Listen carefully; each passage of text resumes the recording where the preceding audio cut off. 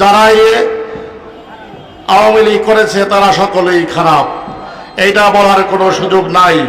অনেকেই এই ঐতিহ্যবাহী মুক্তিযুদ্ধ নেতৃত্ব দিয়েছিল এই আওয়ামী লীগ, এজন্য আওয়ামী লীগের অনেকেই আছে 70-এর মুক্তিযুদ্ধ, 71-এর মুক্তিযুদ্ধের কথা বলছি, 2024-এর নয়।